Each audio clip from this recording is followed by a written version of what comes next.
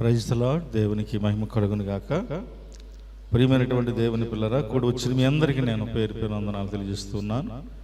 దేవుని ఉచితమైన కృపచేత మరొకసారి మనం అందరం ఎలాగ చేరి ఆయనకు కృతజ్ఞతలు చెల్లించే గొప్ప ధన్యతని ఆయన మనకి ఇచ్చాడు కనుక కొద్దిసేపు ఈ సమయాన్ని మనము సద్వినియోగం చేసుకుందాం. ధ్యాన కీర్తన చదువుకుందాం. కీర్తన గ్రంథము 80వ అధ్యాయము. కీర్తన గ్రంథము 80వ అధ్యాయము ఉత్తర పచ్చుత్తరాలుగా మనం చదువుకుని దేవుని నామాన్ని కనపడదాం. దావీదు కీర్తనలు 80వ దావీదు కీర్తన. ఇశ్రాయేలునకు కాపరి చెవియొగ్గుము, మందవలె యోసేపును నడిపించువాడా, కెరూబుల మీద ఆసీనుడై ఉన్నవాడా, ప్రకాశింపుము.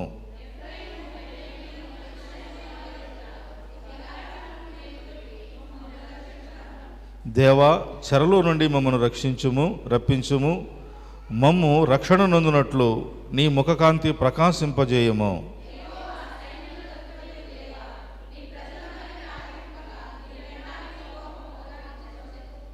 కన్నీళ్లు వారికి ఆహారముగా ఇచ్చుచున్నావు, విస్తారమైన కన్నీళ్లు నీవు వారికి పానముగా ఇచ్చుచున్నావు.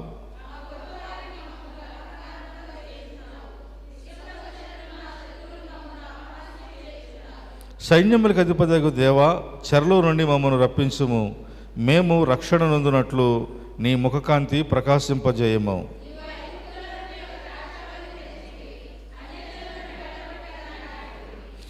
దానికి తగిన స్థలము సిద్ధపరిచితివి, దాని వేరు లోతుగా పారి అది దేశమంతటా వ్యాపించెను.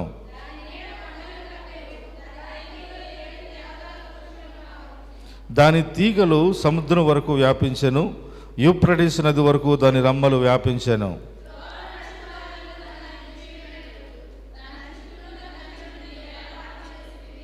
అడవి పంది దానిని పెకలించుచున్నది, పొలములోని పశువులు దానిని తినివేయుచున్నవి.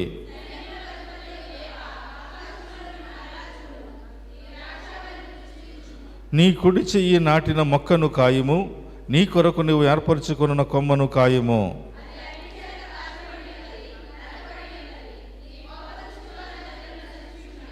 నీ కుడి చేత మనుషునికి తోడుగాను, నీ కొరకు నీవు ఏర్పరచుకున్న నరుకు తోడుగాను నీ బాహుబలముండునుగాక.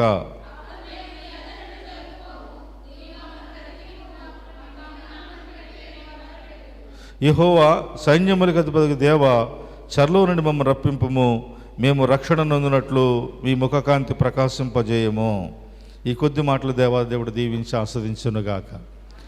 మరి వాక్య నడిపింపు కొరకు కళ్యాణ్ గారు మధ్యలో చిన్న ప్రార్థన చేస్తారు. సహకరించండి దయచేసి.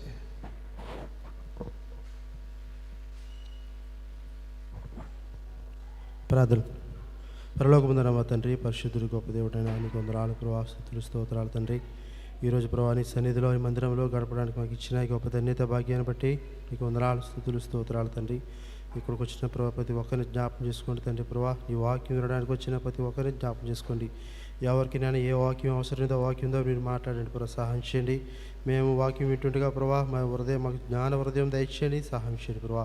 ఈ వాక్యం గ్రహించేటట్టుగా ప్రభా మా హృదయంలో మా దగ్గర ఉండేటట్టుగా సహాయం చేయండి తండ్రి. సాతాను శక్తులు బంధించండి ప్రభా, నీ సహాయం చేయండి తండ్రి. తద్వారా వాక్యం విని ఆత్మీయ మేలు పొందుకుని ప్రభా ఆ ప్రకారం జీవితంలో జీవించి మేలు పొందుకునేటట్టుగా మాకు సహాయం చేయమని అడుగుతున్నాను తండ్రి. కృప దయచేయండి తండ్రి. మరి ప్రభా ఇదిగో దైవజనులు ప్రభావ వాక్యం ఇచ్చిండగా దైవజనులకు తోడుకుండండి ప్రభావ. దైవజనులో మీరుండి మీరు మాట్లాడండి, సహాయం చేయండి తండ్రి. ఆదరించి అంతవరకు మీరే తోడుకుండండి ప్రభావ. ఇంకెవరైతే రాలేదు ప్రభావ అందరూ రప్పించండి, సహాయం చేయండి. ప్రతి ఒక్కరు కూడా నీ అందు భయభక్తులు కలిగి జీవించినట్టు సహాయం చేయమని, ఎటువంటి ఇబ్బందులు కలగకుండా మీరే సహాయం చేయమని యేసుక్రీస్తు అతి పరిశుద్ధ నామములో అడిగి వేడుకుంటున్నాను మా పేపర్లో తండ్రి, ఆమేన్. మంచిది. ప్రార్థించేటువంటి కళ్యాణ్ గారికి మనందరి తరపున ప్రత్యేక వందనాలు తెలియజేస్తూ ఉన్నాను. ప్రియులారా, కొద్దిసేపు దేవుని యొక్క వాక్యాన్ని జ్ఞాపకం చేసుకుందాం. ఎవరు అశ్రద్ధగా ఉండకండి, శ్రద్ధ కలిగి మనం దేవుని మాటలు మనం విందాం. ప్రియులారా, తన ప్రజలను హింసించిన వారిని, తన ప్రజలను ఇబ్బంది పెట్టిన వారిని దేవుడు ఎవరిని విడిచిపెట్టలేదు. తనకిష్టమైనటువంటి వారిని దేవుడు సంరక్షించి ఆదరించాడు. తనకిష్టమైనటువంటి వారిని ఆపద నుండి తప్పించాడు, ప్రమాదాల నుండి తప్పించాడు, మరణము నుండి దేవుడు విడుదల కలిగించాడు. పిల్లరా, ఈరోజు మనము ఆయనకు బిడలుగా మనం ఉన్నప్పుడు, ఆయనకి ఇష్టలుగా మనం ఉన్నప్పుడు దేవుడు మన పక్షమున నిలిచి మనలను ప్రతి విషయంలో కూడా ముందుకు నడిపించడానికి ఆయన బలవంతుడైనటువంటి దేవుడిగా మన పక్షమున నిలబడి అనుదినము మనకి తోడై నడిపించేటువంటి గొప్ప దేవునికి మనం ఎంతో రుణస్థులమై ఉన్నాం. కనుక ఈరోజు దేవుడు తన ప్రజలను, తనకున్నటువంటి బిడ్డలను సంరక్షించడం కొరకు పగలు మేఘస్తంభమై రాత్రి అగ్నిస్తంభమై తన ప్రజలను నడిపించాడు అనే సత్యాన్ని మనము గమనించాలి ప్రియులారా. అందుకనే దేవుడు తనను నమ్మిన వారిని, తనను విశ్వసించిన వారిని ఆయన విడిచిపెట్టలేదు. తన బిడ్డలను హింసించిన వారిని ఆయనే న్యాయాధిపతిగా ఉండి, ఆయనే సంరక్షకుడిగా ఉండి, ఎవరైతే తన బిడ్డలను హింసించారో, బాధ పెట్టారో వారందరినీ సంహరించినటువంటి గొప్ప దేవుడు, మన పక్షమున ఆయన నిలబడినటువంటి దేవుడు. అంతేకాకుండా ఆయన తీర్పు చాలా భయంకరంగా వారి మీద మరి తన ఉగ్రతను చూపించేటువంటి దేవుడు మన దేవుడు. పరిశుద్ధ లేఖన భాగం నుంచి ఒక మాట మనం చదువుకుందాం. కీర్తన గ్రంథము 78వ అధ్యాయము. కీర్తన గ్రంథము 78వ అధ్యాయము 52, 53 వచనాలు ఒకసారి మనం చదివితే, అయితే గొర్రెల వలె ఆయన తన ప్రజలను తోడుకొని పోయెను, ఒకడు మందను నడిపించినట్లు అరణ్యములో ఆయన వారిని నడిపించెను. వారు భయపడకుండా ఆయన వారిని సురక్షితముగా నడిపించెను. వారి శత్రువులను సముద్రములో ముంచివేశాను. చిన్ని ప్రార్థన. స్తుతులకు పాత్రుడా, స్తోత్రార్హుడా, మీ పరిశుద్ధ నామాన్ని బట్టి మీకు కృతజ్ఞతాస్తుతులు చెల్లించుకుంటున్నాం పరమ తండ్రి. ఇంతవరకు జరిగిన కార్యక్రమం అంతట్లో మీరు తోడైండి నడిపించారు. అందుని బట్టి మీకు వేలాది స్తుతులు, స్తోత్రములు నాయన. ప్రభువా, మీ సన్నిధిలో చేరి మరొకసారి ఈ స్థలములో నాయన మాట్లాడే ధన్యతను మీరు మాకు ఇచ్చారు. చదవబడిన మాటలు మీ మాటలు నాయన, మీ మాటలు మీరే మాట్లాడుకోండి. నిలబడిన వాడును, ఒట్టివాడును, మట్టివాడును, అల్పుడను ప్రభువా నన్ను మీ స్వాధీనంలో ఉంచుకోండి. మీ పరిశుద్ధమైనటువంటి వాక్యును నాలో నింపి మాలో మీరుండి ప్రభువా మీ మాటలు మీరే మాట్లాడుకొని ఆత్మీయ ఆహారం నీకున్న బిడ్డలందరికీ మీరే పంచిపెట్టమని, ఘనత మహిమ ప్రభావాలు మీరు ఆరోపించుకోమని మా ప్రభువును ప్రియరక్షకుడునైన యేసుక్రీస్తు వరకు అతి శ్రేష్టమైన మమ్మన ఈ ప్రార్థన అడిగి వేడుకొనిస్తున్నాము మా పరమ తండ్రి. ఆమేన్. మంచిది ప్రియులారా, శ్రద్ధగా కొన్ని మాటలు మనం విందాం సమయానుకూలంగా. ఇక్కడ మనము చూసినప్పుడు ఆయన తన ప్రజలను గొర్రెల వలె నడిపించెను, ఒకడు మందను నడిపించినట్లుగా అరణ్యములో వారిని నడిపించెను. వారు భయపడక ఆయన వారిని సురక్షితముగా నడిపించెను.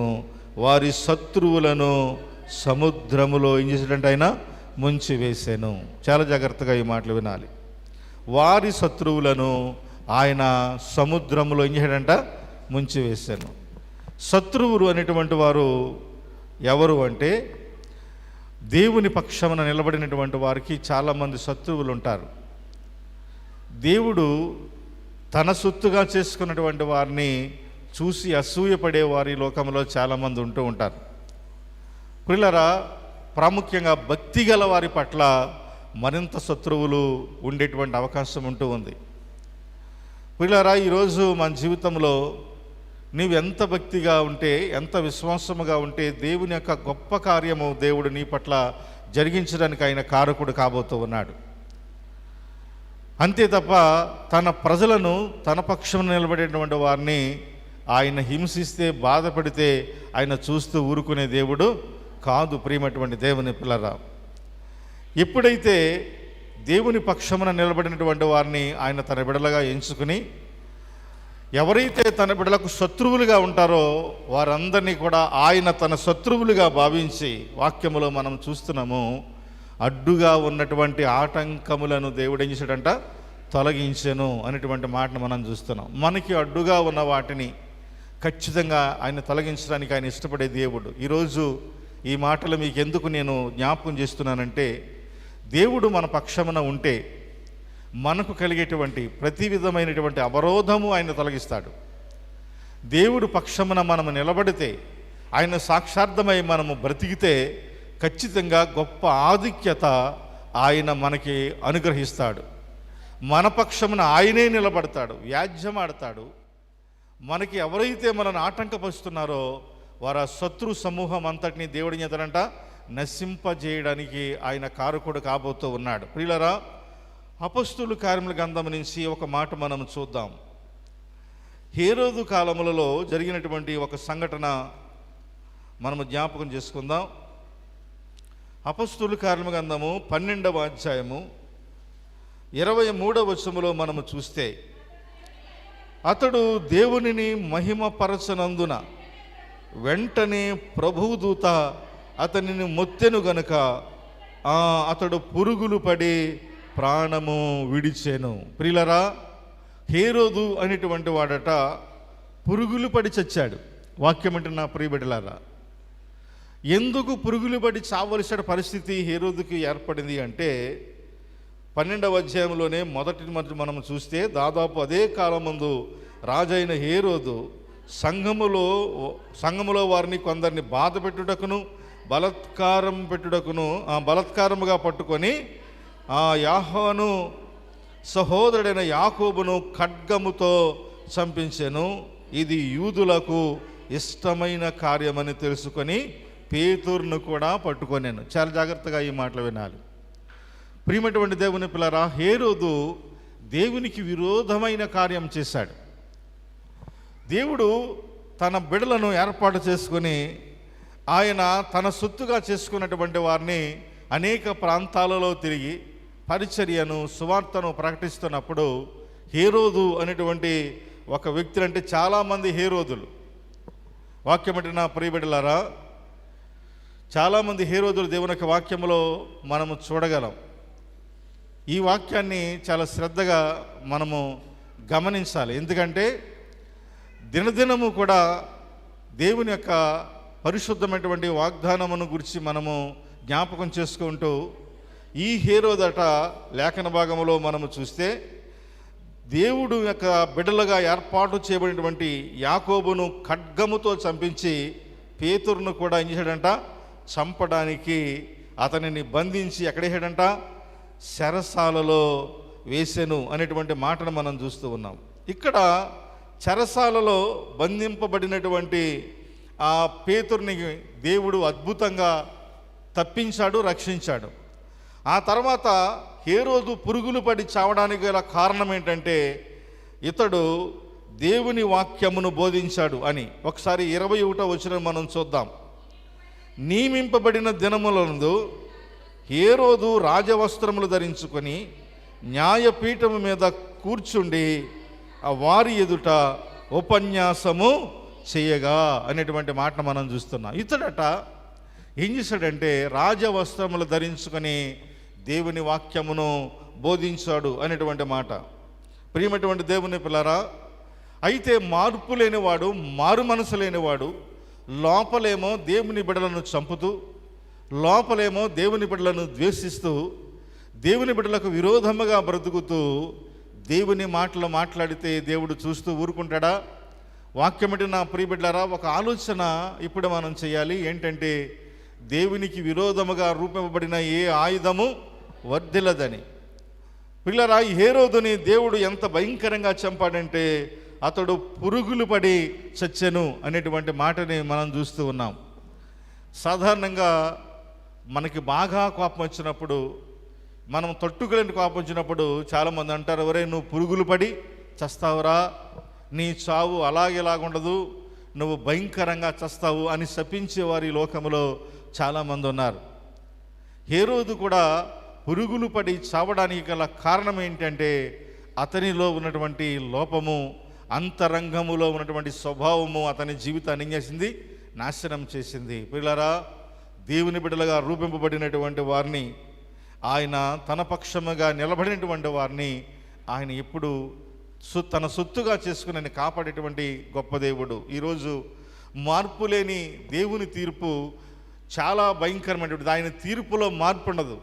ఈ మాట మీకు ఎందుకు చెప్తున్నానంటే, ఆయన ఎవరిని రక్షించాలన్నా ఆయన రక్షిస్తాడు, ఎవరిని ప్రేమించాలన్నా ఆయనను వారిని ప్రేమిస్తాడు, ఆదరించాలంటే ఆదరిస్తాడు, నశింపజేయాలి అని మాత్రం ఆయన అనుకుంటే ఎవరి కూడా ఆయన ఉగ్రత నుండి తప్పించుకునే అవకాశం ఎవరికి లేదు. వాక్యం ఏంటి నా ప్రియబిడ్డలారా, ఈరోజు హేరోదు అనేటువంటి ఒక వ్యక్తి పురుగులు పడి చావడానికి గల కారణం ఏంటంటే మార్పు లేని ఆ జీవితము, హృదయాంతరంగములో పాపము, అంతరంగములో ద్వేషము, పైకి మాత్రము నటనా జీవితం కలిగినటువంటి హేరోదుని మనం చూస్తూ ఉన్నాం. ఈరోజు వాక్యం ఏంటి నా ప్రియబిడ్డలారా, మరి దేవుని శిష్యులుగా పిలువబడినటువంటి యాకోబును భయంకరంగా చంపించాడు అనే విషయము మనం చూస్తూ ఉన్నాం. అలాగే పేతురును కూడా చంపాలని పట్టుకుని ఏం చేశాడంట, చెరసాలలో బంధించినటువంటి సందర్భం. ఈరోజు ప్రియమైనటువంటి దేవుని పిల్లరా, దేవుడు మన పక్షమున ఉండగా మనకు విరోధి ఎవడు? ఈరోజు మన పక్షమున ఆయన నిలబడి ఆయన గొప్ప కార్యము జరిగించబోతున్నాడు. ఈరోజు మన పక్షమున ఆయన నిలబడాలంటే మనం ఎవరి పక్షమున నిలబడాలి? దేవుని పక్షమున మనము నిలబడాలి. మనము ఆయనతో ఉంటే, ఆయన మనతో ఉంటే, మనుష్యుడుగా ఈ లోకములో నీవు గొప్ప కార్యాలు నీ అంతరంగములో దేవుడు జరిగించడానికి ఆయన కారకుడు కాబోతున్నాడు. నీ హృదయము ఆయనకి ఇష్టమైతే మంచి ఫలములను, అంటే యెషయా గ్రంథములో ఒక మాట రాయబడి ఏంటంటే మంచి పదార్థములను భుజించే అవకాశము దేవుడు నీకు అనుగ్రహించబోతున్నాడు. యోహాను సువార్త 15వ అధ్యాయములో అయితే నీవు నాయందును నేను నీయందును నిలిచి ఉండన్నా నీకు ఏమి ఇష్టమో అడగమని ఆయన సెలవిస్తున్నాడు. ప్రియులారా, మనము ఆయనందు నిలిచి ఉంటే, ఆయన మన యందు నిలిచి ఉంటే ఆయన వాగ్దానము చాలా గొప్పది. ఆయన అంటున్నాడు మనల్ని ఫలభరితులుగా ప్రయోజనకరంగా మలచాలని దేవుడు ఇష్టపడుతున్నాడు. ప్రియులారా, ఈరోజు భారభరితమైనటువంటి ఆ సేవను దేవుని బిడ్డలు కొనసాగిస్తున్న సందర్భాలు ఈ రోజుల్లో మనం చూస్తూ ఉన్నాం. కొన్ని కష్ట నష్టాలు ఎదురవుతున్నటువంటి సందర్భాలు మనం చూస్తూ ఉన్నాం. ఎంతో ఆ భారముతో కూడినటువంటి పరిచర్యలో ఎన్నో ఆటంకాలని మనం చూస్తూ ఉన్నాం. వాక్యం అంటే నా ప్రియబిడ్డలారా, ఈరోజు మరి లైవ్ కూడా వెళుతూ ఉంది. దేవుని యొక్క సువార్తకు ఆటంకముగా ఉన్నవి ఎన్నిటినో మనం గమనిస్తున్నాం. హృదయ ఆ వేదనకరమైనటువంటి బాధకరమైనటువంటి సంఘటనలను మనము ఈరోజు మనం చూస్తూ ఉన్నాం. ప్రియులారా, ఈరోజు మనము ఆయనతో, ఆయన బిడ్డగా నమ్మకముగా ఉంటే, యథార్థముగా ఉంటే దేవుడే మన పక్షమున నిలబడతాడు. ఇందాక ఆయన గురించి ఒక మాట మనం చదువుకున్నాం ఏంటంటే వారి శత్రువులను ఆయన సముద్రములో ఏం చేశాడంట, ముంచి వేసాను అనేటువంటి మాట. దేవుని తీర్పు చాలా భయంకరమైంది ప్రియులారా. ఆయనను ఇబ్బంది పెట్టిన వారిని ఆయన చూస్తూ ఊరుకునే దేవుడు కాదు.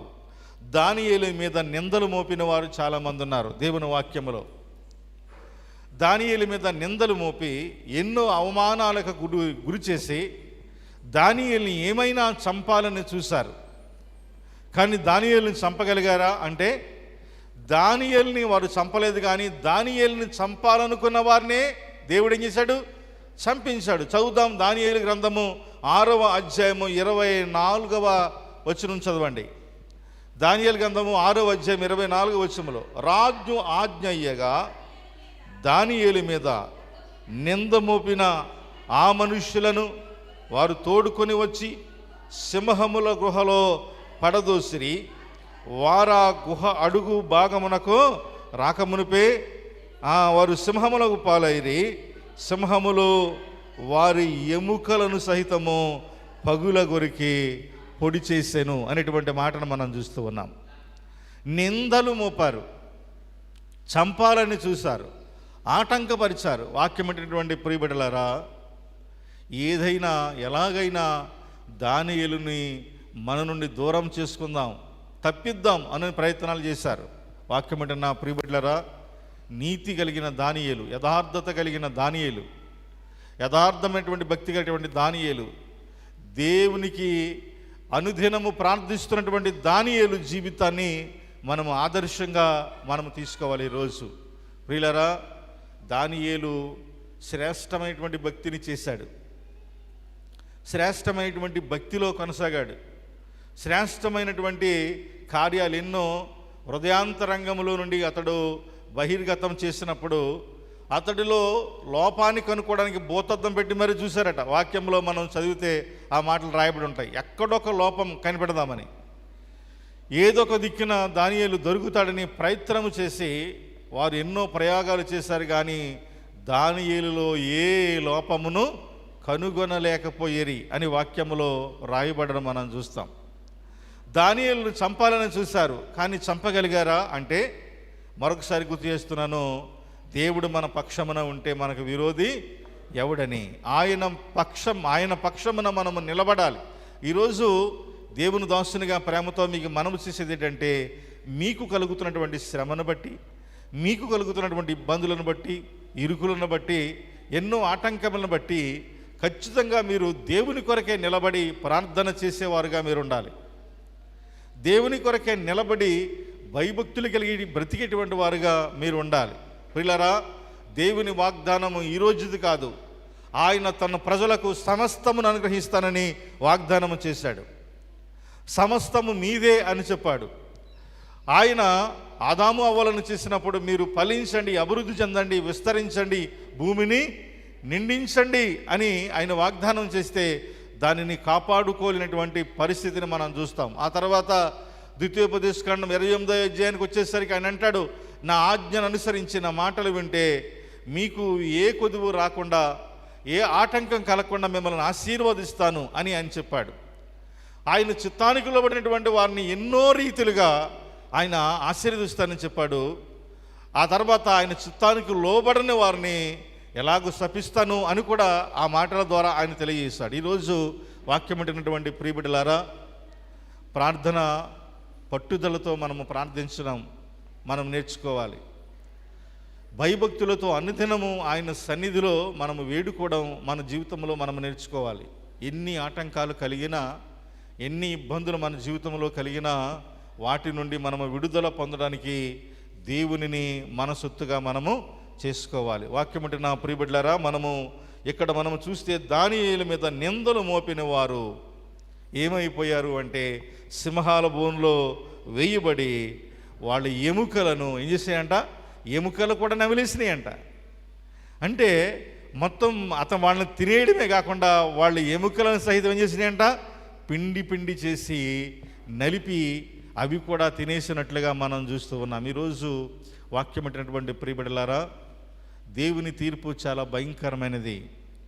ఆయన తనకి విరోధముగా ఉన్న వారిని ఎవరిని ఆయన విడిచిపెట్టే దేవుడు కాదు.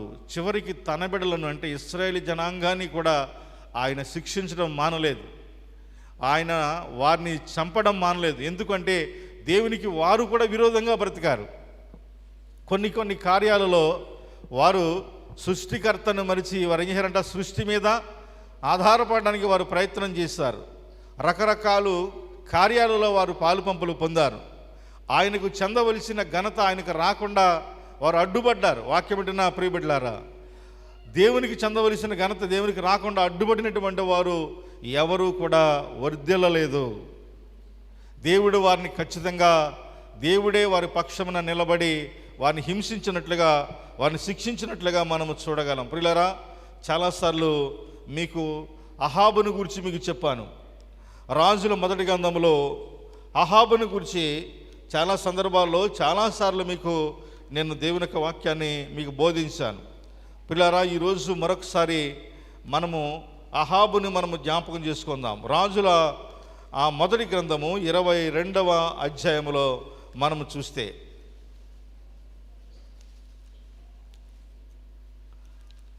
రాజుల మొదటి గ్రంథము 22వ అధ్యాయము ఒకసారి ఈ మాట చదవండి.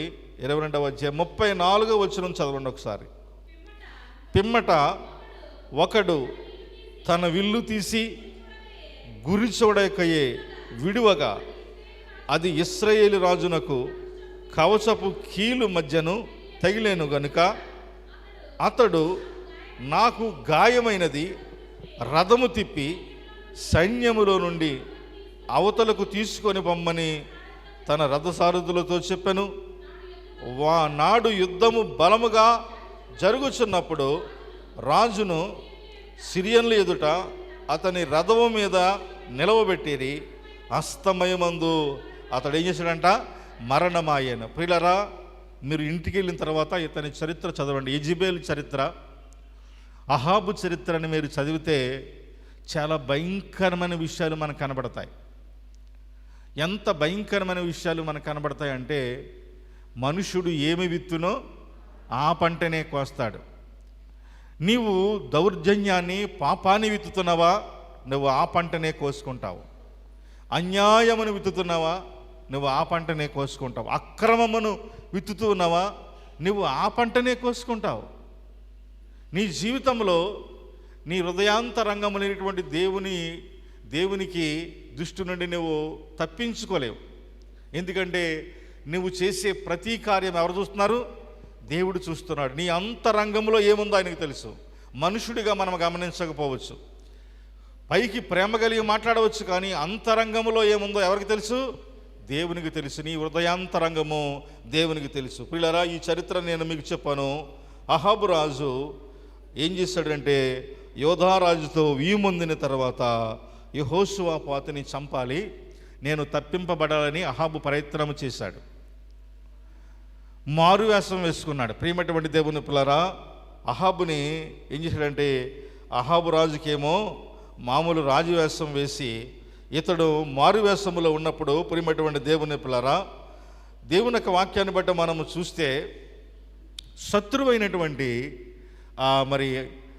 తనకి విరోధమైనటువంటి రాజు ఒక మాట చెప్పాడు. ఏంటంటే, కేవలం ఇశ్రాయేలు రాజును మాత్రమే చంపండి, ఎవరి మీద మీరు వేరొక కార్యము చేయడానికి వీలు లేదు, ఇశ్రాయేలు రాజును మాత్రమే చంపండి. పిల్లరా, ఇశ్రాయేలు రాజు గెటప్లో ఎవరున్నారంటే యెహోషువపాతు ఉన్నాడు. ప్రియమైనటువంటి దేవుని పిల్లరా, కానీ అతడిని చూసినప్పుడు, అతన్ని చుట్టుముట్టి చంపడానికి ప్రయత్నం చేసినప్పుడు, ఇక్కడ ఒక మాట మనం చదువుదాం. 32వ వచనంలో, రథాధిపతులు యెహోషువపాతును చూచి ఇతడే ఇశ్రాయేలు రాజు అనుకొని అతనితో పోట్లాడుటకు అతని మీదకి వచ్చిరి.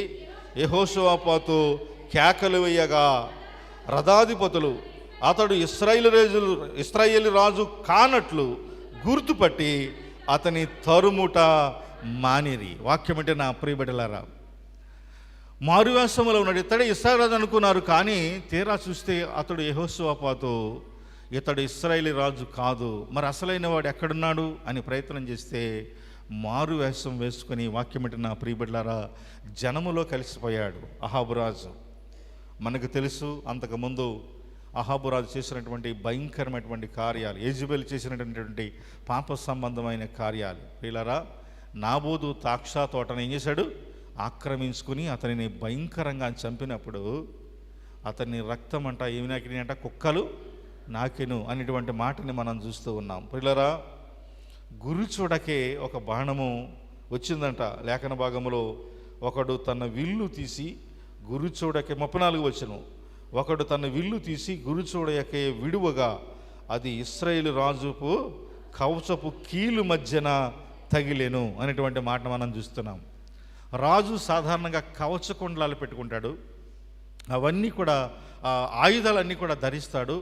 ఆయుధాలన్నీ కూడా పట్టుకుని ధరించి ఏ ఆపద రాకుండా, బాణం వచ్చిన దెక్కకుండా అతడు రక్షణ కవచంగా చాలా ధరిస్తారు. కానీ ఆ బాణం ఎక్కడి నుంచి వచ్చిందో తెలియదంట, కానీ ఒకడు వదిలాడంట. వదిలేవాడు ఎవడో కూడా తెలియదు, కానీ వచ్చింది అది ఎక్కడ తిరిగిందంటే, ఆ కవచం ఎక్కడైతే ఉందో దాని కాకుండా ఆ పక్కన లోపల అది వచ్చి దిగబడినప్పుడు, వాక్యం నా ప్రియబిడ్డలారా, రక్తము మడుగులైపోయిందంట. ఒకసారి మనం చదువుదాం.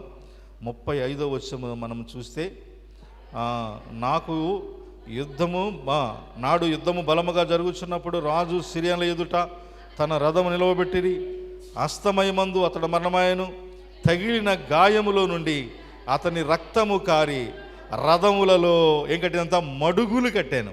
అబ్బా, ఎంత భయంకరమైనటువంటి సమస్య అంటే, రక్తమంతా కారి ఆ రథం మీదకి రక్తమంతా ఏమైందంట, కారి మడుగులు కట్టాను. ఉదయమున మొదలుకొని సాయంత్రం వరకు రక్తము కారుతూనే ఉంది. వాక్యం అంటే నా ప్రియబిడ్డలారా, భయంకరంగా అతని రక్తము కారుతున్నప్పుడు మనం చూస్తున్నాము, ఎదుటవాడిని అంటే నాబోతుని ఎంత భయంకరంగా చంపించాడో, ఎంత భయంకరంగా రాళ్లతో కొట్టి చంపించాడో, హింసించాడో. దేవుడు కూడా తన ప్రవక్తని పంపి ఒక మాట చెప్పాడు, ఇదిగో నాబోతు పట్టినటువంటి గతే మీకు కూడా పట్టబోతుందని.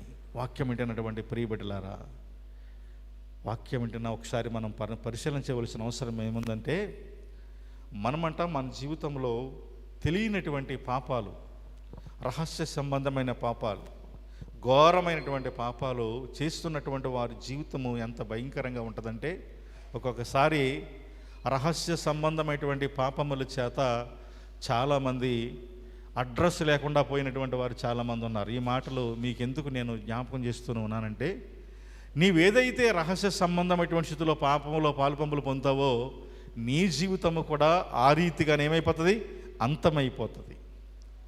ఎవరికి తెలియడం లేదు కదా అని నీ తల్లిదండ్రుల యొక్క నీ మరి కళ్ళు కప్పొచ్చు, నీ భర్త తెలియకుండా భార్య తెలియకుండా భర్త, కుటుంబము తెలియకుండా ఎన్నో ఘోరమైన కార్యాలు చేస్తున్నటువంటి సందర్భాలు మనం చూస్తూ ఉన్నాం. ఈరోజు మనం ఎలాంటి రోజుల్లో ఉన్నామంటే, భయము లేనటువంటి రోజుల్లో బతుకుతున్నాం మనం. దేవుని భయము చాలామంది జీవితాల్లో లేదు.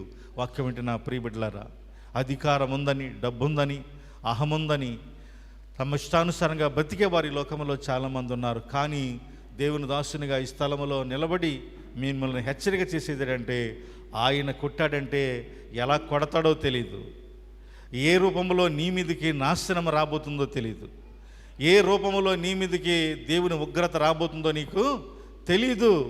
ఆయన కొట్టాడు అంటే దాని నుండి తప్పించుకున్నవాడు ఎవడును లేడు. రక్తము మడుగులు కట్టెను అనేటువంటి మాటని మనము చూస్తున్నాం. ప్రియమైనటువంటి దేవుని పిల్లరా, ఎప్పుడైతే రక్తము మడుగులు కట్టిందో అతడు చనిపోయాడు.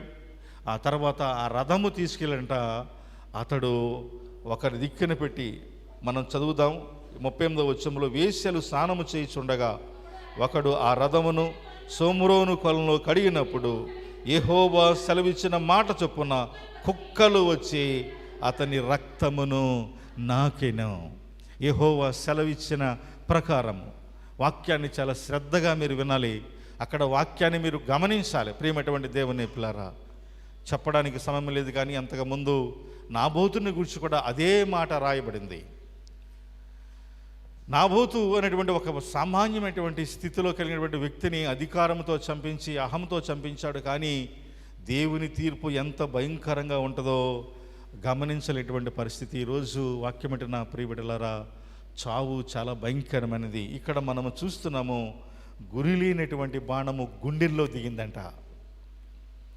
గురిలేని బాణం ఎక్కడి నుంచి వచ్చిందో తెలియదు, గుండెల్లో గుచ్చుకున్నప్పుడు వాక్యమిటి నా ప్రియబిడ్డలారా, ప్రాణాధారం ఏది? గుండె కదా. గుండె ఆగితే మనిషి బతుకుతాడా?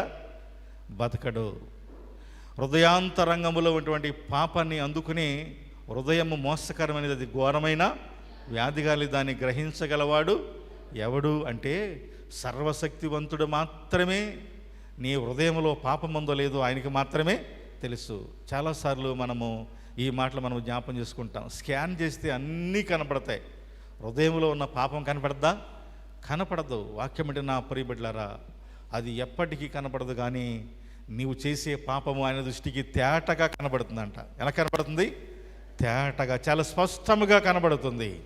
స్కాన్ చేస్తే స్కాన్లో ఏదైతే నీకున్నటువంటి బలహీనత కాపాడుతుందో నీలో ఉన్న పాపమట దేవుని దృష్టికి అంత స్పష్టంగా కనబడుతుంది. జాగ్రత్త, ఆయన ఎవరిని విడిచిపెట్టేవాడు కాదు. జాగ్రత్త, ఆయన ఎవరిని వదిలేవాడు కాదు. ఎవరి మీద జాలిపడే దేవుడు కాదు. ఆయన అనుకున్నాడు అంటే ఆయన ఖచ్చితంగా పాపము చేస్తే ఆ పాపము పరిపక్వమై మరణమును కంటూ ఉంది. జాగ్రత్త, నీలో ఉన్నటువంటి అంతరంగ స్వభావము ఎలాగుందో ఒకసారి నేను పరిశీలన చేసుకోవాలని దేవుని దాసునిగా ప్రేమతో మీకు మనవి చేస్తూ ఉన్నాను. అహాబు రాజు ఎంత భయంకరంగా చనిపోయాడంటే అంటే గురి లేనటువంటి బాణము ఎవరేశారో తెలియదు, ఎక్కడి నుంచి వచ్చిందో తెలియదు. చాలాసార్లు మీకు చెప్పాను, ఏమో ఆ బాణము దేవుడే ఆ బాణాన్ని వేశాడేమో, దేవుడే ఆ బాణము వదిలాడేమో. గురి చూడనటువంటి ఆ బాణము, గురి చూడక వచ్చిన బాణము అహాబు గుండెల్లో దిగిందంట. వాక్యం అంటే నా ప్రియబిడ్డలారా, అంటే హృదయములో పాపమున్న వాడిని దేవుడు చూస్తూ ఊరుకునేవాడు కాదు. ఈరోజు భయంకరమైనటువంటి తీర్పు ఆయన నీకు వచ్చి నీ మీదకి ప్రవేశిస్తున్నప్పుడు, నీ మీదకి వస్తున్నప్పుడు దాని నుండి తట్టుకునే అవకాశం నీకు జీవితంలో ఉండదు. పిల్లరా, చాలా జాగ్రత్తగా ఈ మాటలు వినాలి. కనుక మార్పు లేని దేవుని యొక్క తీర్పు చాలా భయంకరమైనది. ఈరోజు అనేకులు దేవుని బిడ్డలను శత్రువులుగా భావిస్తున్నారు.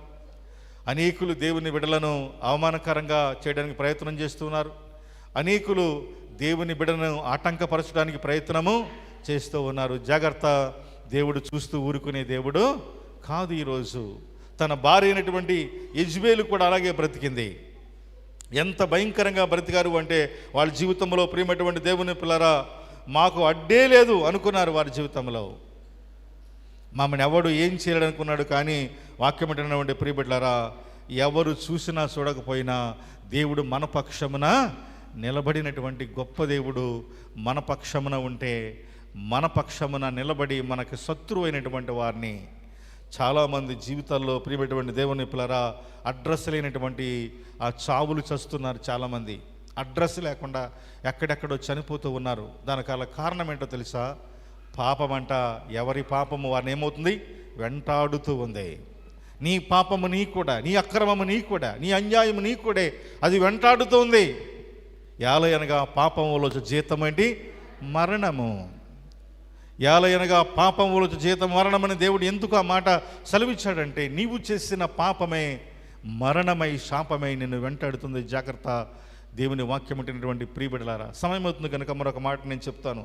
శద్రకు మేషకు అబేద్నెగో అటువంటి వారిని గురించి మనము దేవుని వాక్యములో మనము చూస్తాం. ప్రియులారా, రాజు చేసినటువంటి కార్యాలని వారు అంగీకరించలేదు. ఎందుకంటే వారు నమ్ముకున్నటువంటి దేవుడు, వారి పక్షమున్నటువంటి దేవుడు వారికి ఉండగా మేము ఎవరికి మొక్కవలసిన అవసరం లేదన్నారు. దానియేలు గ్రంథము 3వ అధ్యాయము చూద్దాము ఒకసారి ఆ మాట. 3వ అధ్యాయము 22వ వచనం చదవండి. రాజ్యాజ్ఞ తీవ్రమైనందునను ఆ గుండము మిక్కిలి వేడిమి గలదైనను శద్రకు మేషకు అబేద్నెగోలను విసిరివేసిన ఆ మనుష్యులు అగ్ని జ్వాలల చేత కాల్చబడి ఏమయ్యారంట? వారు చనిపోయిరి. అగ్నిగుండములో విసిరివేసిన ఆ మనుషులు ఏమైపోయారు అంటే, అదే అగ్ని చేత ఏమయ్యారు? వారు కాల్చబడి ఏమయ్యారు?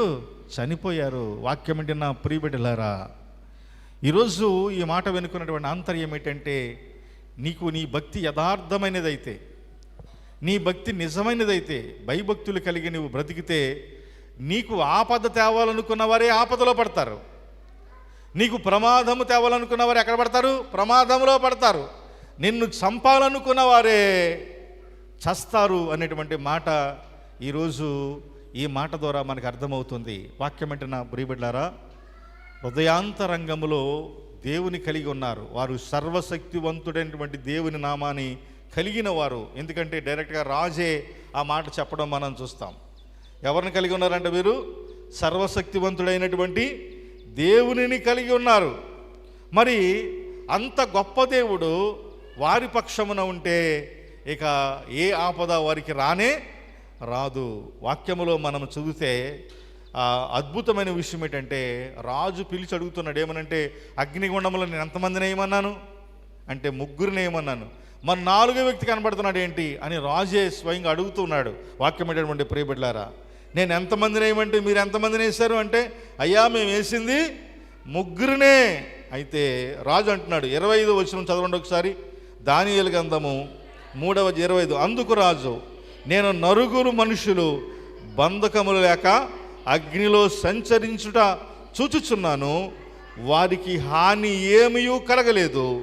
4వ వాని రూపము దేవదూతల రూపమును పోలినదని వారికి ప్రత్యుత్తరం ఇచ్చాను. వేసింది 3 కానీ ఎంతమంది కనబడుతున్నారంట? 4 కనబడుతున్నారు. 3 మనుషుల రూపంలో ఉన్నారంట. ఆ 4వ వ్యక్తి ఎలా కనబడుతున్నాడంట? దేవదూత రూపంలో కనబడుతున్నాడు. అప్పుడు అంటున్నాడు, అతడు దేవుడే అంటున్నాడు. దేవుడే ఎవరి పక్షం నిలబడాడంట? శద్రకు మేషకు అబేద్నెగోల పక్షమున ఆయన నిలబడినటువంటి దేవుడు. ఈరోజు వాక్యం అంటున్నటువంటి ప్రియబిడ్డలారా, భక్తిలో లోపములైనప్పుడు, మనము శక్తి కొలది దేవునిని వెంబడించినప్పుడు ఏ ఆపద రాకుండా ఆయన మన పక్షమున నిలబడతాడు. వాక్యం అంటున్నటువంటి ప్రియబిడ్డలారా, చాలాసార్లు మీకు చెప్పాను, ఆయన మన పక్షమున నిలబడితే ఇక యుద్ధం ఎవరు చేస్తారు? ఆయనే మన పక్షమున నిలబడి మనకు అడ్డుగా ఉన్న వాటిని తొలగిస్తాడు. రహస్యముగా చేయాలనుకున్నటువంటి కార్యాలు బహిరంగముగా ఆయన చాటి పగంట రహస్యముగా పగ తీర్చుకున్న వాడిని కూడా దేవుడు బహిరంగంగా ఎదురైనా పగ తీర్చుకోవడానికి ఆయన కారకుడు కాబోతున్నాడు. కనుక ఈరోజు శద్రకు, మేషకు, అబేద్నెగో అటువంటి వారిని ఎవరైతే అగ్నిగుండములో విసిరివేశారో ఆ మనుషులు ఏమైరంట? అగ్ని జ్వాలల చేత ఏమయ్యారు? వారు కాల్చివేయబడ్డారు. ఈరోజు వాక్యం అంటున్నటువంటి ప్రియబిడ్డలారా, అగ్ని జ్వాలల చేత కాల్చివేయబడడం సామాన్యమైన విషయం కాదు. అగ్ని చాలా భయంకరమైనది. ఒక దిక్కుని కాలితేనే మనం తట్టుకోలేము, ఒళ్ళంతా కాలితే అది చాలా భయంకరము. వాక్యం అంటే నా ప్రియబిడ్డలారా, ఈరోజు పాపము ఎంత భయంకరమైనదంటే తల్లిదండ్రులను భయపెట్టడానికిని, భర్తను భయపెట్టడానికిని అనేక రీతులుగా ప్రయత్నాలు చేసేవారు చాలామంది ఉన్నారు. చేసిన తప్పంతా చేసి, చేసిన పాపమంతా చేసి భర్తను భయపెట్టడానికి ప్రయత్నం చేసేవాళ్ళు చాలామంది ఉన్నారు. ఒక ఆవిడ ఏకంగా మొన్న ఎంతో కానీ పెట్రోల్ తెచ్చుకుంటే పెట్రోల్ మీద వేసుకుని భర్తను భయపెట్టాలని చేసిందంట, ప్రయత్నం చేసింది. వాక్యం అంటే నా ప్రియబిడ్డలారా, పెట్రోల్ ఎంత భయంకరమైంది. కిరసనాలైనా కొద్ది టైం ఇద్దేమో కానీ పెట్రోల్ టైం అవుతుందా? అసలు టైం ఇవ్వదు. అనుకుంది పైనుంచి పోసుకుని అగ్గిపుల్ల వేసుకుని దూరంగా అంటించుకోకుండా ఏదో భయపడదామని ప్రయత్నం చేసింది. అగ్గిపుల్ల వేసిన వెంటనే ఏమైంది? అది మాడి మెస్ అయిపోయింది. వాక్యం అంటే నా ప్రియబిడ్డలారా, వాస్తవమైన విషయం ఇది. మాడి మెస్ అయింది. సమయము కూడా లేదు, ఇక సమయము కూడా లేదు. తీసుకెళ్దాం, హాస్పిటల్ తీసుకెళ్దామనే సమయం కూడా లేదు. వాక్యం పెట్టిన ప్రియ మార్గము మధ్యలోనే ఏమైపోయిందంటే ప్రియమైనటువంటి దేవుని పిల్లరా, భర్తను, బిడ్డలను, కుటుంబాన్ని, సమస్తమును విడిచిపెట్టి ఏమైందంటే ఈ లోకాన్ని విడిచిపెట్టి వెళ్ళినటువంటి సందర్భం. ఈరోజు నువ్వు ఎవరినో భయపెట్టడానికో, భ్రమ పెట్టడానికో, ఎవరినో ఇబ్బంది పెట్టడానికి నువ్వు బ్రతికితే నీ బ్రతుకి అంటే ఎవరికి తెలుసు? దేవునికి తెలుసు. ఒకవేళ ఇబ్బంది పెట్టడానికి ప్రయత్నం చేస్తున్నావా? ఇది చాలా సెన్సిటివ్ విషయం అయినప్పటికీ, కుటుంబ సమస్య అయినప్పటికీ కూడా కొంతమంది చాలా భయంకరంగా ఇబ్బంది పెట్టడానికి ప్రయత్నం చేసేవాళ్ళు చాలామంది ఉన్నారు. కానీ దేవుడు చూస్తూ ఊరుకునే దేవుడు కాదు ప్రియమైనటువంటి దేవుని పిల్లరా. ఆ తర్వాత అర్థమైనటువంటి విషయం ఏంటంటే, మొదటిగా బాధపడ్డా, మొదటిగా జాలిపడ్డా, మొదటిగా జాలి చూపిన తర్వాత అంటున్నారు ఆ చావు ఆమెకు తగినదే అంటున్నారు జనం. ఆ చావుకి ఆమెకు సరిపోయిందే, ఆ చావడం మంచిదే అని చెప్పడం వెనుక ఆంతర్యం ఏంటంటే, ఎంతగా వేదన చెందినటువంటి కుటుంబముగా, ఆ వేదన పడినటువంటి కుటుంబంగా ఆ కుటుంబం ఉంది అంటే తను వల్ల నష్టమే తప్ప మేలనేది లేదని తర్వాత అర్థమైంది. ఈరోజు వాక్యం అంటే నా ప్రియబిడ్డలారా, ఈ మాటలు మీకెందుకు నేను జ్ఞాపకం చేస్తున్నానంటే, దేవుని వాక్యము రెండంచులు కలిగినటువంటి ఖడ్గము. దానిని ఒక సైడే కాదు, రెండు సైడ్లు మనం ఆలోచన చేయాలి. అదంట వాక్యాన్ని నువ్వు అంగీకరిస్తున్నప్పుడు, వాక్యాన్ని నువ్వు వింటున్నప్పుడు నీ లోపలికి ప్రవేశించి మూలుగులో కూడా ఏమవుతుంటది? దిగిపోయి నీ అంతరంగములో ఉన్న ప్రతి పాపాన్ని కూడా కడిగి పవిత్రపరిచేటువంటి కార్యాన్ని బట్టి మీకు మనవి చేస్తూ ఉన్నాను. నీలో ఉన్న పాపాన్ని అంతరంగాన్ని ఎద్దది తీసివేసి బలమైనటువంటి పనిముట్టుగా, బలమైన సాధనంగా అది పనికొచ్చి నీలో ఉన్నటువంటి మార్పునకు దేవుని వాక్యమే కారణమైంది. కనుక దేవుని మాట చాలా విలువైనది. వాక్యం అంటే నా ప్రియబిడ్డలారా, ముగించే ముందు మరొకసారి నేను ఆ మాటలు మీకు జ్ఞాపం చేస్తున్నాను. 78వ దావీదు కీర్తన నుంచి ఒకసారి మనం వెనక్కి వస్తే చాలామంది దేవునికి విరోధమైనటువంటి కార్యాలు జరిగించినటువంటి వారు ఉన్నారు. ఆయనను దుఃఖపెట్టినటువంటి వారు చాలామంది ఉన్నారు. ఆహారం అడిగితే దేవుడు ఆహారం ఇచ్చాడు, నీళ్ళు అడిగితే దేవుడు వారికి ఏం చేశాడు? నీళ్లను వారికి ఇచ్చాడు. ప్రియమైనటువంటి దేవుని పిల్లరా, సమస్తమును వారికి అనుగ్రహించిన ప్రియమైనటువంటి దేవుని పిల్లరా, వారు మాట్లాడేటువంటి మాట్లాడేటంటే 78వ అధ్యాయము 19వ వచనంలో అంటున్నాడు, ఈ అరణ్యములో దేవుడు భోజనము సిద్ధపరచగలడా అనుచు వారు దేవునికి విరోధముగా ఏం చేశారంటే వారు మాట్లాడిరి అనేటువంటి మాటను.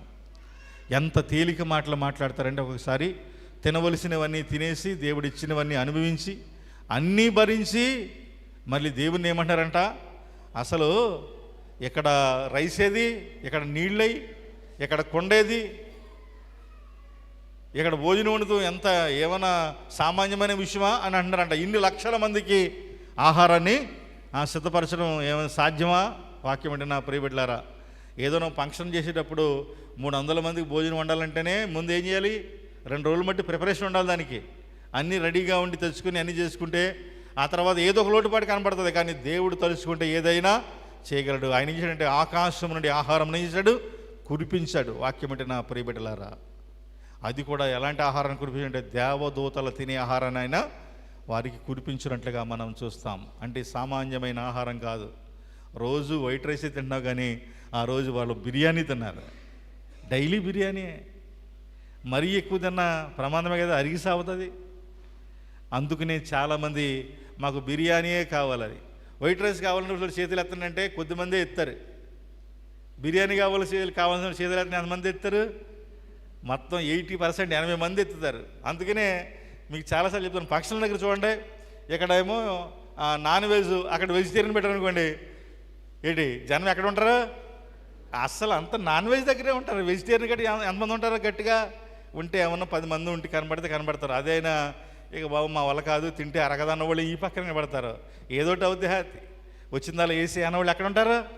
ఈ పక్షం నిలబడి. ప్రియమైనటువంటి దేవుని పిల్లరా, ఇశ్రాయేలు జనాంగం కూడా ఆ రీతిగానే ప్రవర్తించారు. దేవునికి విరోధముగా ఆయన ఎంత సహించాడో, ఎంత భరించాడో, కానీ రకరకాలుగా ఆయన పట్ల మాట్లాడినటువంటి సందర్భాన్ని మనం చూస్తూ ఉన్నాం. అంటున్నారంట వారు, ఈ అరణ్యములో దేవుడు భోజనాన్ని సిద్ధపరచగలడా అని వారు దేవునికి విరోధముగా మాట్లాడిరి అనేటువంటి మాటని మనం చూస్తూ ఉన్నాం. ఆ తర్వాత 20వ వచనం ఏమి రాయబడింది? ఆయన బండను కొట్టగా నీరు ఉబికింది, నీళ్లు కాలువలై పారింది. ఆయన ఆహారం ఇయ్యగలడా అని, ఆయన తన ప్రజలకు మాంసమును సిద్ధపరచగలడా అని వారు చెప్పుకొనిరి అనేటువంటి మాట మనం చూస్తున్నాం. ఆ తర్వాత వారికి ఆకాశమునైన ఆహారమును వారికి అనుగ్రహించినట్లుగా మనం చూస్తూ ఉన్నాం. ఈరోజు దేవుడు సమస్తమును అనుగ్రహించగలడు, సమస్తమును నీకు ఆయన ఇవ్వగలడు. కనుక ఈరోజు దేవుని మాటకు నువ్వు లోబడి, దేవుని చిత్తానికి నువ్వు లోబడితే నువ్వు ఆశీర్వదించబడతావు. మంచి ఫలములను భుజించేటువంటి అవకాశము ఆయన నీకు ఇవ్వబోతూ ఉన్నాడు. ఒకవేళ ఆయన మాట వినకపోతే ఖచ్చితంగా నీ జీవితము నాశనకరమే, దుఃఖకరమే. యెషయా గ్రంథము 1వ అధ్యాయము 19వ వచనం, ఆ మాట కూడా మనం చదువుకునే వాక్యాన్ని మనం ముగించుకుందాం. 1వ అధ్యాయము 19వ వచనం, మీరు సమ్మతించి నా మాట వినిన ఎడల మీరు భూమి యొక్క మంచి పదార్థములను అనుభవిస్తారు. సమ్మతింపక తిరగబడిన ఎడల నిశ్చయముగా మీరు ఖడ్గము పాలగుదురు. యెహోవా ఎలాగుననే సెలవిచ్చుచున్నాడు. చాలా జాగ్రత్తగా ఈ మాట దేవుడు స్వయముగా చెబుతున్నటువంటి మాట. నా మాట వింటే మీకు ఆశీర్వాదకరం, నా మాట వింటే మీకు దీవెనకరం, నా మాట వింటే మీకు సమృద్ధి, నా మాట వింటే మీకు కావలసినవన్నీ కూడా నేను సిద్ధపరుస్తాను. ఒకవేళ నా మాట సమ్మతింపక తిరగబడిన ఎడల అనేటువంటి మాటను 20వ వచనంలో మనం చూస్తున్నాం. సమ్మతింపక తిరగబడిన ఎడల నిశ్చయముగా మీరేమవుతారన్నాడైనా? ఖడ్గము పాలవుతారు, ఇక చావవలసిందే. వాక్యం అంటే నా ప్రియబిడ్డలారా, అందుకని మార్పు లేని దేవుని తీర్పు చాలా భయంకరమైనది. ఈరోజు నీ హృదయం ఎలాగుందో నువ్వు పరిశీలన చేయి. నీ ఉద్రాంతరంగమును బట్టి నువ్వు దేవునిని వెంబడించు. ఎందుకంటే ఆయన ఈ లోకానికి ఎందుకు వచ్చాడో తెలుసా? నీ కొరకు, నా కొరకు, మనందరి పాపములను పరిహరించడం కొరకు. పరిశుద్ధుడిగా ఆయన లోకానికి ఆయన రావలసినటువంటి ఈ లోకంలో రావలసిన అవసరం ఆయన ఎందుకు వచ్చింది అంటే, మనము పాప సంబంధమైన స్థితిలో నుండి పాపములో మనము పడి చచ్చినటువంటి వారముగా మనం ఉంటున్నామని ఎఫెసీయులకు రాసిన పత్రిక 2వ అధ్యాయంలో మనము ఒక మాట మనం చూస్తాం. మన పాపము, మనము చేసే ప్రతి పాపకార్యాలు దేవునికి విరోధముగా చేసినటువంటి ప్రతి ఒక్క కార్యమంట దేవునికి విరోధంగానే ఉంటుందంట. అందుకనే 2వ అధ్యాయం మొట్టమొదటి వచనంలో మీ అపరాధముల చేతను, పాపముల చేతను మీరు చచ్చిన వారై ఉండగా ఆయన మిమ్మల్ని క్రీస్తుతో కూడా ఏం చేశాడంట? బ్రతికించను అనేటువంటి మాట. మీ అపరాధముల చేతను, పాపముల చేతను మీరు చచ్చిన వారై ఉండగా అనే మాట మనం చూస్తున్నాం. మనం చేసే పాపము, మన అపరాధమేనంట మనల్ని నశింపజేస్తుంది. కానీ క్రీస్తుని మనం అంగీకరిస్తే, క్రీస్తుని మనం వెంబడిస్తే ఆయన మనల్ని బ్రతికిస్తాడు.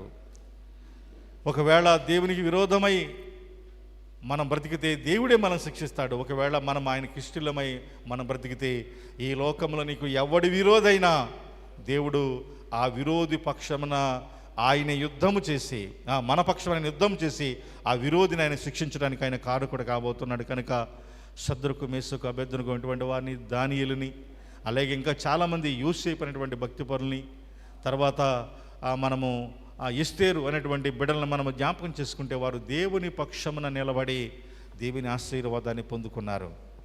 ఆయనకు విరోధముగా బ్రతికిన వారు నశించారు. ఎస్తేరు ఆ గ్రంథములో హామాను నశించాడు. ఆ విషయం మనందరికీ తెలుసు. వాక్యం అంటే నా ప్రియ బిడ్డలారా, భయంకరంగా నశించబడన గల కారణం ఏంటో తెలుసా? హృదయములో పాపం ఉంచుకొని దేవునికి విరోధముగా బ్రతికే వారిని శిక్షించడానికి ప్రయత్నము చేశాడు. కనుకనే దేవుడే మొర్దుకై పక్షమున నిలబడి హామానుని దేవుడు ఏం చేశాడు? శిక్షించాడు. ఆ తర్వాత అహాబుని చంపడానికి గల కారణం ఏంటంటే నాబోతు పక్షమున దేవుడే నిలబడి గొప్ప కార్యము జరిగించాడు. శద్రకు, మేషకు, అబేద్నెగో పక్షమున దేవుడే నిలబడి ఎవరైతే అగ్నిగుండములు విసిరివేశారో దేవుడు వారిని కాల్చివేసినట్లుగా మనం చూస్తున్నాం. సింహాల బోన్లో వేయడానికి ఎవరైతే కారకులయ్యారో దేవుడు వారిని నశింపజేసినట్లుగా మనం చూస్తున్నాం. కనుక ఈరోజు వాక్యం అంటే నా ప్రియ బిడ్డలారా, దేవుడు తన ప్రజలను, తన పక్షమున నిలబడిన వారిని, తన బిడ్డలను ఆయన విడిచిపెట్టే దేవుడు కాదు. ఈరోజు నువ్వు ఎవరి పక్షమున నిలబడి ఉన్నావు? ఎవరి పక్షమున నువ్వు ఉన్నావు? నీ భక్తి, నీ విశ్వాసపు లోతు ఎంత? నీ పరిమాణం ఎంత? నీ భక్తిలో ఉన్నటువంటి అరమరికలను నీవు ఎప్పుడైనా నువ్వు గమనించావు? ఒకసారి మనం పరిశీలన చేద్దాం. ఎందుకంటే క్రీస్తుని కలిగినటువంటి మనము, క్రీస్తు అనగా అభిషక్తుడు, యేసు అనగా రక్షకుడు. ప్రియమైనటువంటి దేవుని పిల్లారా, ఆయన ఈ లోకానికి రక్షకుడుగా వచ్చి నీ పాపాన్ని పరిహరించి, క్రీస్తు అనగా నిన్ను అభిషేకించి, నిన్ను పరిశుద్ధపరిచి, నిన్ను ప్రయోజనకరంగా మలచాలని ఆయన కోరుకుంటున్నాడు. కనుక ఈరోజు వాక్యంలో మాట ఉంటుంది, నా కుమారుడా నీ హృదయము నాకిమ్ము అనే మాటని మనం చూస్తూ ఉన్నాం. నా కుమారుడా అంటే కుమారుడే అనగారు కదా, కుమార్తె లేరు అనుకోకండి. ఎందుకంటే వాక్యము కుమారుని గురించే ఎక్కువగా ప్రొజెక్ట్ చేయబడింది. దేవుని యొక్క వాక్యాన్ని మనం చూస్తే అంటే కుమారుడు అంటే అందరూ అందులో ఉన్నట్లెక్కే. కుమారుడా అనేటువంటి పదము స్వాస్యమునకు సంబంధించి కనుక దేవుడు ఆ పదాన్ని ఉపయోగించాడు. కనుక నీ హృదయము నాకిమ్ము అని ఆయన అడుగుతూ ఉన్నాడు. ఈరోజు నీ హృదయము ఎవరికి ఇచ్చావు? పాప తలంపుల వైపు, పాప ఆలోచనల వైపు నీ హృదయం ఉంటూ ఉందేమో ఒకసారి నువ్వు పరిశీలన చేసుకో. మారు మనసు పొందు, మార్పు చెందు. ఒకవేళ తప్పిపోతున్నావా కార్యాలలో, క్రియలలో, తలంపుల, ఉద్దేశాల్లో, నువ్వు మరలా తిరిగి నీ తండ్రి అయినటువంటి దేవుని దగ్గరకు నువ్వు వస్తే ఆయన తప్పక నిన్ను అంగీకరిస్తాడు. తప్పిపోయిన కుమారుడిని ఆ పేరు ఎందుకు పెట్టబడిందంటే అతడు ఆలోచనలో తప్పిపోయాడు, క్రియలలో తప్పిపోయాడు, నడవడికలో తప్పిపోయాడు, ప్రవర్తనలో తప్పిపోయాడు, అన్ని విషయాల్లో తప్పిపోయాడు. కనుకనే అతనికి తప్పిపోయిన కుమారుడని పేరు నామకరణం చేయబడింది. చాలామంది తప్పిపోతూ ఉంటారు అతని వల్ల ఈ లోకంలో చాలామంది. కానీ తప్పిపోయిన వాడు తిరిగి వచ్చాడు అంటే ఆ మాటకు అర్థం ఏంటంటే తప్పిపోయిన వాడే మరలా దొరికాడు. అంటే ఆ మాటలో తండ్రి అంటాడు ఏంటంటే నా కుమారుడు చనిపోయి మరలా బ్రతికాడు అనే పదాన్ని ఆ తండ్రి ఉపయోగిస్తున్నాడు. ఈరోజు నీ జీవితంలో తప్పిపోతే నీవు కూడా చచ్చిన వారితో సమానమే. మీ పాపముల చేతన, అపరాధముల చేతన మీరు చచ్చిన వారై ఉండగా అనే మాటను మనం చూస్తూ ఉన్నాం. తప్పిపోతున్నావేమో నీ తలంపులో, నీ ఉద్దేశాల్లో తిరిగి వస్తే నీ పక్షమున ఆయన నిలబడతాడు. నీ పక్షమున ఆయన ఉండగా నీకు విరోధి ఎవడు? ఆయనే చూసుకుంటాడు. కనుక ఈరోజు నిర్భయంగా ఆయన కొరకు జీవించు, నిర్భయముగా ఆయన భయభక్తులు కలిగి బ్రతుకు. ఆయన సాక్షార్థమై నీవు ఉంటే నీ పక్షమున ఆయన నిలబడతాడు. ఇదిగో ఎవరైతే దేవుని ఎగతాళి చేశారో, ఏలాకాలం చేశారో, ఇబ్బంది పెట్టారో వారందరినీ కూడా దేవుడు శిక్షించాడు, తన బిడ్డలను రక్షించాడు. కనుక రక్షకుని చెంత నీ ఉంటే నిరంతరము సంరక్షణ, ఆదరణ అనే సత్యాన్ని నువ్వు గమనించి ఆయనతో మన జీవిత ప్రయాణాన్ని మనం కొనసాగిద్దాం. బ్రతికినంతకాలం ఆయన సాక్షార్థమై మనం బ్రతుకుదాం. ఈ కొద్ది మాటలు దేవదేవుడు దీవించి ఆశీర్వదించునుగాక. ఆమేన్. ప్రార్థన చేసుకుందాం. మరి సహకరించండి, ఏకీవించండి. చిన్ని ప్రార్థన. ఇంతవరకు నీ విన్నటువంటి మాటల్లో నీ పక్షమున దేవుడు నిలబడితే నీకెంతో సంరక్షణ. నువ్వు ఆయన బిడ్డగా బ్రతికితే ఆయన నీకు అనేకులు ఈ లోకంలో శత్రువులుగా ఉండవచ్చు, నేను ఇబ్బంది పెట్టవచ్చు, కానీ ఆయన తన శత్రువులను ఆయన సముద్రములో ముంచివేశాను అనే మాట మనం చూస్తున్నాం. ఒకే దెబ్బకి అందరిని నశింప చేయగలడు, అడ్డుగా ఉన్న వాటిని తొలగించగలడు. కనుక నీకు అడ్డుగా ఏమున్నా ఈరోజు ప్రభువా వాటిని తొలగించమని నువ్వు ప్రార్థిస్తే ఆయన తప్పక తొలగిస్తాడు, నీ సమస్యని విడుదల కలిగిస్తాడు. ఒకసారి నీవు పరిశీలన చేసుకో, ఆత్మ పరిశీలన చేసుకో, విమర్శ చేసుకో. బలను సమీపించే ముందు నువ్వు పరీక్షించుకో, దేవుని అడుగు. ఆయన నీ పట్ల కార్యాన్ని జరిగించబోతూ ఉన్నాడు. స్తుతులకు పాత్రుడా, స్తోత్రార్హుడా, మీ పరిశుద్ధ నామాన్ని బట్టి మీకు కృతజ్ఞతాస్తుతులు చెల్లించుకుంటున్నాం పరమ తండ్రి. ప్రభువా ఈరోజు నాయన మీ ద్వారా నాయన విన్నటువంటి మాటలు మా జీవితాలకు ఎంతో విలువైనవని మేము జ్ఞాపకం చేసుకుంటున్నాం ప్రభువా. విన్న మాటలు ఎవరు కూడా వ్యర్థముగా విడిచిపెట్టకూడదు. ప్రతి వారి హృదయంలో ఈ మాటలు నింపుకునే భాగ్యాన్ని మీరు అనుగ్రహించండి ప్రభువా. మీరు ప్రేమించారంటే మీ ప్రేమ గొప్పది నాయన. మీరు శిక్షించారంటే మీరు మార్పు లేని తీర్పుని ఇవ్వబోతున్నారు. ఆ తీర్పు నుండి తప్పుకునేవాడు ఎవడు లేడని మీ మాట సెలవిస్తుంది ప్రభువా. ఎంతో మంది మీకు విరోధముగా ఆ కార్యాలు చేసి భయంకరమైన మరణము పొందిన వారు ఉన్నారు. మీకు ఇష్టలుగా జీవించిన వారు మరణమును తప్పింపబడి మీ బిడ్డలుగా జీవించే ధన్యతను పొందుకున్నారు ప్రభువా. ఈరోజు ఈ మాట విన్నటువంటి బిడ్డలందరి హృదయాలు మీరు కదిలించండి. మీ బిడ్డలుగా మీ రక్షణార్థమై సాక్షాత్మై జీవింపచేయండి. మీ అపరాధముల చేతను పాపముల చేతను మీరు చచ్చిన వారై ఉన్నప్పుడు నేను మిమ్మల్ని బ్రతికించానని మీ మాట సెలవిచ్చింది ప్రభువా. నిజమే. మాలో ఉన్నటువంటి సమస్త బలహీనతలు విడుదల కలిగించి మీ గొప్ప చేత కార్యం జరిగించండి. కూడి ఉన్న వారందరినీ దీవించి మీరే బలపరిచి భద్రపరిచి నడిపించి ఆస్వాదించి దీవించమని, ఘనత మహిమ ప్రభావాలు మీరు ఆరోపించుకోమని, అపవాదకులంతా లయపరచమని మా ప్రభువును ప్రియ రక్షకుడినైన యేసుక్రీస్తు వారి శ్రేష్టమైన నామమున ఈ ప్రార్థన అడిగి వేడుకొనిస్తున్నాము మా పరమ తండ్రి. ఆమేన్. మంచిది. మీరు అందరూ లేచి నిలబడి ఆరాధన పాట పాడుకుందాం. సహకరించండి దయచేసి.